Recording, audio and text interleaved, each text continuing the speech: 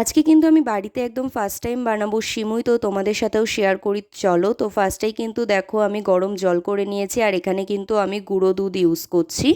তো তারপরে কিন্তু কড়াইতে আমি ঘি দিয়ে দিয়েছি, আর ঘিটা গরম হয়ে গেলে কিন্তু আমি এখানে কাজু আর কিশমিশ একদম অল্প আছে ভেজে নিয়েছি।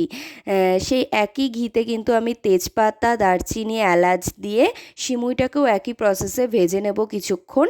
তো লাল হওয়া অবধি কিন্তু আমি এটাকে ভাজবো। তো যারা যারা আমার চ্যানেলে আজকে নতুন ভিডিও দেখছো তারা কিন্তু অবশ্যই আমার চ্যানেলটাকে সাবস্ক্রাইব করে দিও, আর তোমরা কিন্তু কমেন্ট করে যেও আমার ভিডিও তোমাদের কেমন লাগে। তো সামান্য ভাজা হয়ে গেলে কিন্তু এবার আমি দুধটাকে অ্যাড করে দিলাম, আর তারপরে কিছুক্ষণ ফুটিয়ে কিন্তু পরিমাণ মতন চিনিও এতে অ্যাড করে দিলাম। তো তোমরা চাইলে কিন্তু সিমুইটা আর একটু ফুটিয়ে নিতে পারো। তো আমিও যেহেতু একটু গাঢ় করেই সিমুইটাকে নামিয়েছিলাম। তো কেমন হলো খেতে সেটা কিন্তু তোমাদের নেক্সট ভিডিওতে জানাবো। তো সেটা জানতে গেলে কিন্তু চ্যানেলটাকে